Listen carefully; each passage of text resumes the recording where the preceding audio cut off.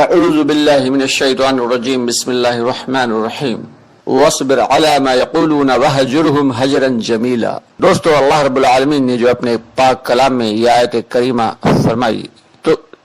اللہ تعالی نے کس کو مخاطب کیا؟ یہ ڈائریکٹ اللہ کے نبی محمد مصطفیٰ صلی اللہ علیہ وسلم کو مخاطب کیا۔ جب آپ دین کی دعوت دیں گے تو آپ کے اوپر حالات آئیں گے، پریشانیاں آئیں گی، مشکلات آئیں گی، مصائب آئیں گے، مصیبتیں آئیں گی۔ خبردار صبر کریے، ایسا صبر کریے جو جیسا صبر کرنے کا حق ہے، جیسا صبر کرنے کا حق ہے۔ دوستو، جب اللہ رب العالمین اپنے لاڈلے نبی محمد صلی اللہ علیہ وسلم کو صبر کی تلقین کر رہے ہیں تو ہم لوگ کیا ہیں، ہماری کیا بساط ہے، ہماری کیا اوقات ہے، ہماری کیا حیثیت ہے؟ دوستو، آگے بڑھنے سے پہلے ہمارے چینل کو سبسکرائب ضرور کر لیں اور ہماری ویڈیوز کو زیادہ سے زیادہ لوگوں تک شیئر کریں۔ تو اس لیے جب ہم دعوت کی محنت کریں گے دوستو تو حالات ضرور آئیں گے، مشکلات ضرور آئیں گی، پریشانیاں ضرور آئیں گی، کبھی مالی اعتبار سے، کبھی جانی اعتبار سے، کبھی معاشی اعتبار سے، کبھی جانا ہے اللہ کے راستے میں اور خرچہ نہیں ہے، اور کبھی جانا ہے اللہ کے راستے میں اور بچہ بیمار ہو گیا،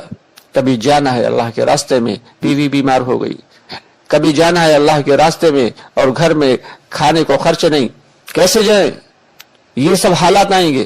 ان حالات پر جو جمع رہا، ان حالات میں جو جمع رہا اسی کو استقامت کہتے ہیں۔ یہ کہا نہیں جاتا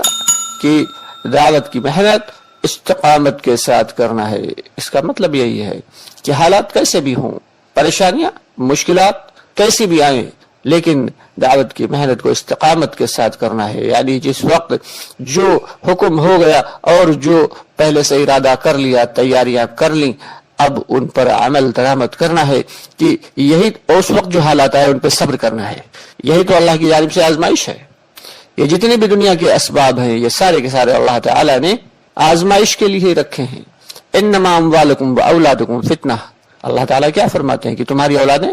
اور تمہارا مال تمہارے لیے زبردست قسم کی آزمائش ہے۔ دوستو، اگر ہم ان آزمائشوں میں پورے اتر گئے اور مرتے دم تک ہم دعوت کی محنت میں لگے رہے یہاں تک کہ موت آ گئی، تب ہم سمجھیں کہ ہاں ہم نے دعوت کی محنت کا تھوڑا بہت کام کر لیا، ورنہ آج یہ چلا 4 ماہ اور 3 دن یہ لگانا مقصد نہیں ہے، بلکہ اصل تو یہ ہے کہ ہمیں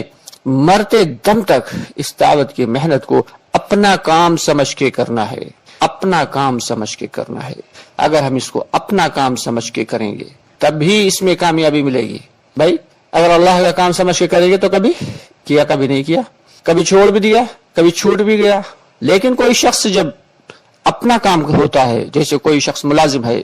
اب اسے معلوم ہے صبح ہمیں 8 بجے ڈیوٹی پر پہنچنا ہے، تو اسے کسی کو اٹھانے کی ضرورت نہیں، کوئی اس کو اٹھائے یا نہ اٹھائے، وہ خود بخود اپنے وقت پہ تیار ہو کے اور ناشتے وغیرہ سے فارغ ہو کے اور چلا جائے گا اپنی ملازمت پہ۔ جو شخص تاجر ہے، دکاندار ہے، اسے کسی کو صبح میں اٹھانے کی ضرورت نہیں، اپنے مقررہ وقت پہ وہ خود ہی تیار ہوگا اور چابی اٹھا کے اپنے شاپ پر چلا جائے گا۔ تو جب تک ہم اس کو اپنا کام نہیں سمجھیں گے، اپنا کام سمجھ کر نہیں کریں گے دوستو، اس سے وہ فائدہ نہیں ملے گا جو ملنا چاہیے۔ ہاں اللہ یہ کہ ثواب بے شک ملے گا، جتنا کریں گے اتنا ثواب ملے گا، اتنا بدلہ ملے گا، لیکن جب تک ہم اس کو اپنا اصل کام سمجھ کر، یعنی جو ہمیں کام دیے گئے ہیں دنیا کے اعتبار سے، ان میں جو سب سے اہم کام ہے وہ ہے دعوت کی محنت، اللہ کے بندوں کو اللہ کی طرف بلانا، پیار سے، حکمت کے ساتھ، بصیرت کے ساتھ۔ تو دوستو، جب ہم ذرا پچھلی غور کریں کہ حضور پاک محمد مصطفیٰ صلی اللہ علیہ وسلم نے جب ہجرت فرمائی مکے سے مدینے کی جانب، تو قریش مکہ نے پیچھا کیا اور انہوں نے جو ہے انعام رکھ دیا کہ جو شخص حضور پاک صلی اللہ علیہ وسلم کو پکڑ کر لائے گا اسے اتنا بڑا انعام دیا جائے گا۔ آپ صلی اللہ علیہ وسلم کے ساتھ حضرت ابوبکر صدیق رضی اللہ تعالیٰ عنہ ہیں، چلے جا رہے ہیں مدینہ کی جانب۔ سب سے آگے جو دوڑنے والا تھا اور اپنے گھوڑے پر سوار تھا وہ تھا سراقہ نے جا کے دیکھ لیا محمد مصطفیٰ صلی اللہ علیہ وسلم کو، اور اس سے پہلے کہ وہ پکڑ پاتا، بالکل نزدیک پہنچ گیا کہ اللہ رب العالمین کے حکم سے اس کے سواری کے پاؤں ریت میں دھنس گئے۔ جیسے تیسے کر کے اس نے پاؤں نکالے، اتنی دیر میں حضور پاک صلی اللہ علیہ وسلم اور حضرت ابو بکر صدیق رضی اللہ عنہ تھوڑا سا اور آگے بڑھ گئے تھے۔ اس نے جیسے تیسے کر کے اپنی سواری کے پاؤں باہر نکالے اور پھر بیٹھ کے پھر پیچھا کیا، اور بالکل نزدیک تھا اس سے پہلے کہ پکڑ پاتا کہ اس کے اللہ کے حکم سے اس کے سواری کے پاؤں پھر ریت میں دھنس گئے۔ اس نے پھر اتر کر جلدی سے اپنی سواری کے پاؤں نکالے اور بیٹھ کر پھر یہ تیسری مرتبہ یہی حکم ہوا تو حضور پاک صلی اللہ علیہ وسلم نے پیچھے دیکھ کے پیچھے مڑ کے فرمایا کہ سراقہ، میں تمہارے ہاتھ میں کسرا کے کنگن دیکھ رہا ہوں۔ دوستو یہ کیسا عجیب معاملہ ہے، کیسی عجیب بات ہے کہ وہ شخص جو تنہا جس کے ساتھ صرف ایک ہم سفر ہے، اس کا دوست ہے، اور بے یار و مددگار اپنے گھر کو چھوڑ کر جا رہا ہے، منزل کا پتہ نہیں کہ جہاں جا رہے ہیں وہاں کیا حالات ہوں گے۔ ایسا بے یار و مددگار شخص چلا جا رہا ہے اور سفر میں ہے، پریشان حال ہے، دشمن پیچھے لگا ہوا ہے، جان کے در پہ ہے، اور وہ شخص پیچھے مڑ کر کیا دیکھ کر کیا کہہ رہا ہے؟ سراقہ، میں تمہارے ہاتھ میں کسرا کے کنگن دیکھ رہا ہوں، جو کہ اس وقت کی سپر پاور تھی۔ یعنی کسرا بادشاہ جو تھا وہ زبردست طاقت کا مالک تھا، فارس کا بادشاہ تھا، اور اس کے کنگن ان سراقہ کے ہاتھوں میں۔ لیکن بات تو بہرحال نبی کی بات تھی۔ کافی عرصہ گزر گیا، مکہ فتح ہوا، در پہ علاقے فتح ہوتے رہے۔ ایک وقت وہ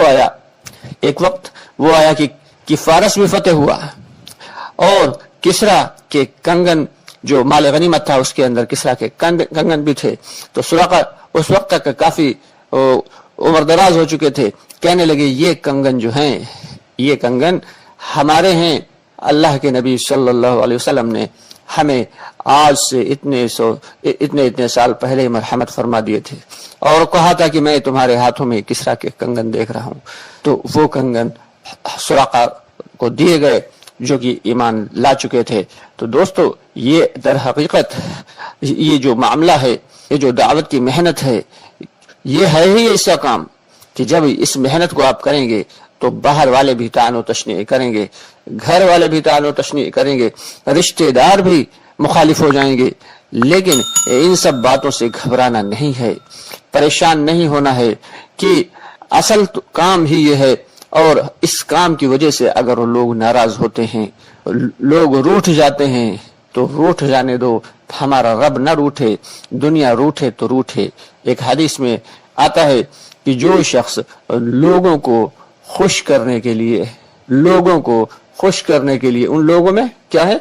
گھر والے بھی آتے ہیں، باہر والے بھی آتے ہیں، ماں باپ بھی آتے ہیں، رشتہ دار بھی آتے ہیں، بھائی بہن بھی آتے ہیں۔ کہ حدیث کا مفہوم ہے کہ جو شخص لوگوں کو خوش کرنے کے لیے اللہ کو ناراض کرتا ہے تو اللہ تعالی اس سے ناراض ہوتے ہی ہیں، اور لوگوں کو بھی اس سے ناراض کر دیتے ہیں۔ اور جو شخص لوگوں کو راضی کرنے کے لیے، اپنے رب کو راضی کرنے کے لیے لوگوں کو ناراض کرتا ہے، یعنی اپنے اللہ کو راضی کرنے کے لیے لوگوں کو ناراض کرتا ہے، تو اللہ بھی اس سے ناراض ہو جاتے ہیں، اللہ بھی اس سے راضی ہو جاتے ہیں، اور جو لوگ اس سے ناراض تھے اللہ تعالی ان سب کو بھی راضی فرما دیتے ہیں۔ تو دوستو جب دین کی محنت کریں گے تو اللہ کی مدد آئے گی، اور جب اللہ کی مدد آئے گی تو پھر ہمیں کسی کی ضرورت نہیں، ہمیں کسی کی کوئی مدد کی ضرورت نہیں، کیونکہ ہمارے لیے تو بس اللہ ہی کافی ہے۔ تو دوستو استقامت کے ساتھ کرنا ہے دعوت کی محنت، اور خلوص کے ساتھ کرنا ہے، اخلاص کے ساتھ کرنا ہے، یقین کے ساتھ کرنا ہے کہ کامیابی تو بس اسی میں ہے، کیونکہ اللہ رب العالمین نے دین اور دین کی محنت میں ہی کامیابی رکھی ہے، چونکہ اب کوئی نبی آنے والا نہیں ہے، اور یہ ذمہ داری امت محمدیہ کو دی گئی ہے، چاہے وہ حافظ ہو، چاہے عالم ہو، چاہے جاہل ہو، چاہے ملازم ہو، چاہے دکاندار ہو، ہر شخص کی ذمہ داری یہ ہے کہ وہ اللہ کے بندوں کو اللہ کی جانب بلانے کی محنت کرے۔ تو دوستو ارادہ یہ ہے، آپ بھی ارادہ کریں کہ انشاءاللہ تعالی مرتے دم تک دعوت کی محنت اور دین کی محنت میں لگے رہیں گے۔ اللہ تعالی ہم سب کو اپنے اس کام کے لیے قبول فرمائے۔